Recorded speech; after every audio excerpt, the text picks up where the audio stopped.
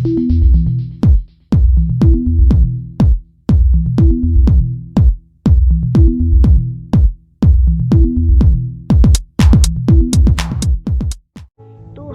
दोस्तों, कैसे हो आप सभी लोग। Welcome back to another video.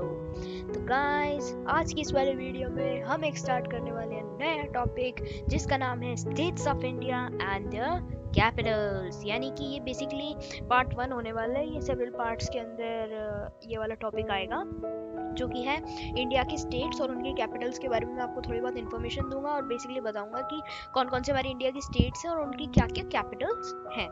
ठीक है, तो बिना किसी देरी के जल्दी से लेट्स गेट स्टार्टेड। सबसे पहला स्टेट जो आता है हमारे पास वो है आंध्र प्रदेश, जिसकी कैपिटल है अमरावती। अब हम आंध्र प्रदेश के बारे में पढ़ते हैं। Blessed with two beautiful reverse Krishna and Godavari, यानी आंध्र प्रदेश के अंदर 2 ब्यूटीफुल रिवर्स हैं जो कौन कौन सी हैं, कृष्णा और Godavari. Andhra Pradesh also known as the bay of Bengal to its west, यानी वो वेस्ट की तरफ अपना बे ऑफ बंगाल भी बोला जाता है। And it boasts of a coast line of 972 kilometre, यानी उसकी कोस्ट लाइन जो है वो 972 किलोमीटर की है, the longest in the country. This state is widely advertised as the Kohinoor of India by the tourism department, यानी ये जो स्टेट है इसे बेसिकली टूरिज्म डिपार्टमेंट है हमारा जो उसके द्वारा इसे कोहिनूर ऑफ इंडिया बोला गया है। The state is most visited for its world famous Tirupati temple, यानी जो आंध्र प्रदेश है वो तिरुपति टेम्पल के लिए जो कि वर्ल्ड फेमस है, इसके लिए बहुत ज्यादा विजिट किया जाता है। आंध्र प्रदेश है उसका एरिया है 1,60,205 स्क्वायर किलोमीटर्स और ये सदर्न जोन के अंदर लोकेटेड है। लार्जेस्ट सिटी है ये इसके आंध्र प्रदेश के अंदर जो लार्जेस्ट सिटी है वो है विशाखापट्टनम। और स्टेटहुड का मतलब कि ये मतलब आने वाले हर स्टेट के अंदर वर्ड यूज होगा स्टेटहुड, तो मैं आपको पहले ही बता देता हूँ कि स्टेटहुड का मतलब यानी कि कब बेसिकली वो वो जो सिटी है, वो जो स्टेट है मेनली, वो कब अपने आप को इंडिपेंडेंट समझने लगा था उस टाइप से। जैसे इंडिया इंडिपेंडेंट हुआ था ना 26 जनवरी को, उसी टाइप से कब वो स्टेट इंडिपेंडेंट हुआ था वही स्टेटहुड का मतलब है। यानी आंध्र प्रदेश इंडिपेंडेंट हुआ था 1 नवंबर 1956 को। और ऑफिशियल लैंग्वेज जो है आंध्र प्रदेश की वो है Telugu.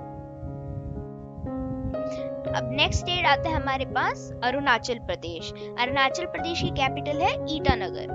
Home to picturesque mountains, unexplored passes, tranquil lakes and famous monasteries, यानी बहुत सारी चीजें अरुणाचल प्रदेश के अंदर बेसिकली लोकेटेड है।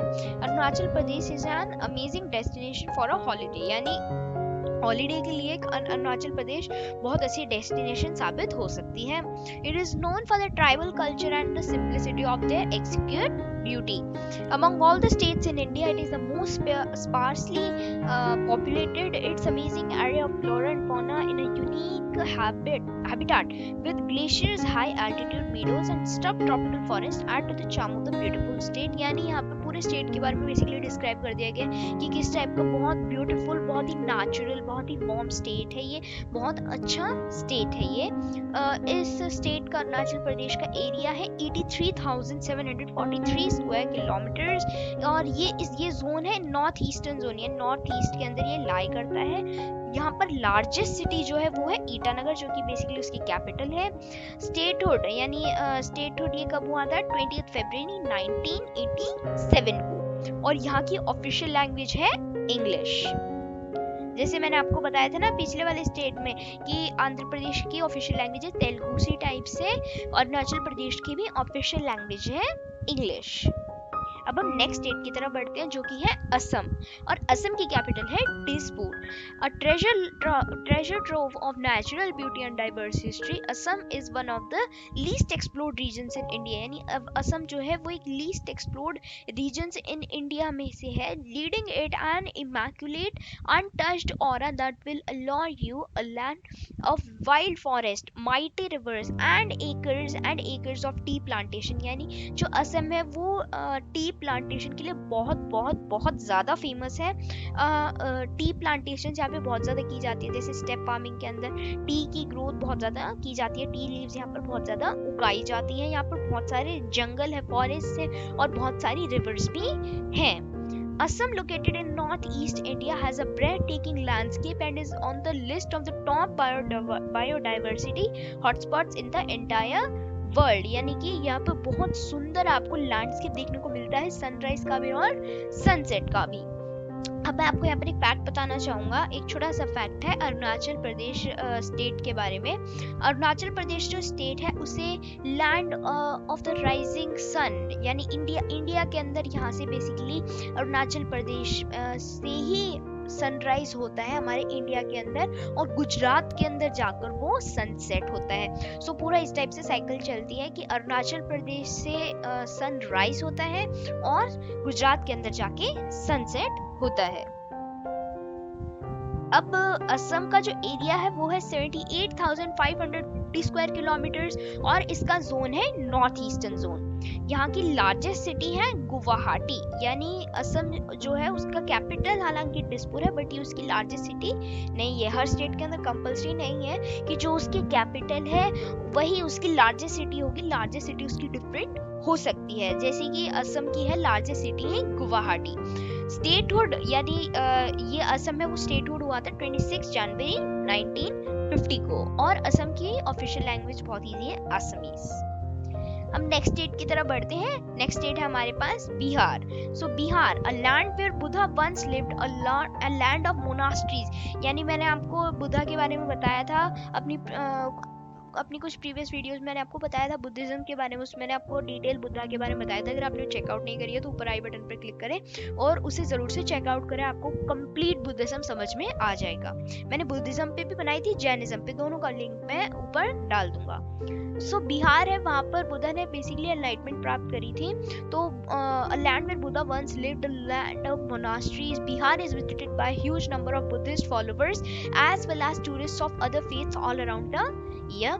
Its association with Buddhism and Jainism makes it a must visit place for peace seekers, यानी कि जिनको बहुत ज़्यादा पीस की तलाश होती है, जिन्हें बहुत ज़्यादा शांति पसंद है, उनके लिए बहुत अच्छी जगह है Bihar. For people who like to feel the real rural touch along with tribal culture and glorious past, यानी जो रूरल टच होता है, जो ग्रामीण क्षेत्र होते हैं, जिन लोगों को बहुत पसंद होते हैं, उनके लिए बहुत अच्छा ऑप्शन रहेगा बिहार विजिट करना। बिहार का टोटल एरिया है 94,163 स्क्वायर किलोमीटर्स। ये जोन है ईस्ट साइड के अंदर ये लाई करता है बिहार। यहाँ की लार्जेस्ट सिटी है पटना। स्टेटहुड हुआ था ये 26 जनवरी 1950 को, और यहाँ की ऑफिशियल लैंग्वेज है हिंदी। अब छत्तीसगढ़ देखते हैं हम। छत्तीसगढ़ की जो है कैपिटल है रायपुर।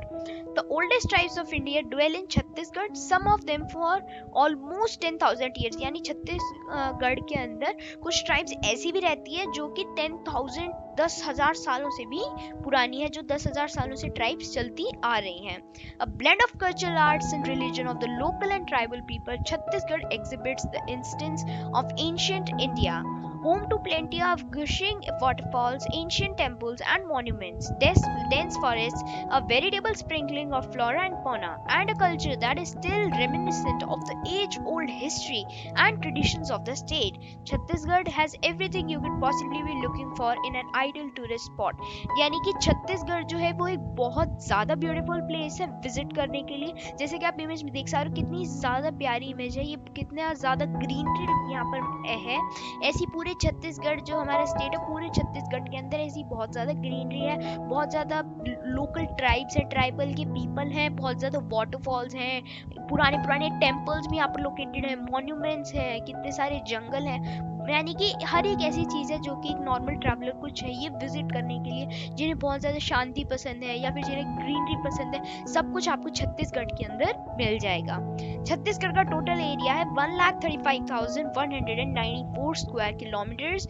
जोन है इसका सेंट्रल, यानी सेंट्रल इंडिया के अंदर ये लाई करता है। लार्जेस्ट सिटी है यहाँ की रायपुर, जो कि इसकी कैपिटल है। ये स्टेटहुड हुआ था 26 जनवरी 1950 को, और यहाँ की ऑफिशियल लैंग्वेज है हिंदी। सो गाइज, इस वीडियो के लिए, इस पार्ट 1 के लिए मैं इतना ही रखना चाहूँगा। इसके आगे नेक्स्ट स्टेट्स के बारे में हम अपने आने वाले पार्ट्स के अंदर कंटिन्यू करेंगे। Thank you so much for watching this video. If you like it, please make sure to give it a big thumbs up. Thank you so much for watching. Good bye.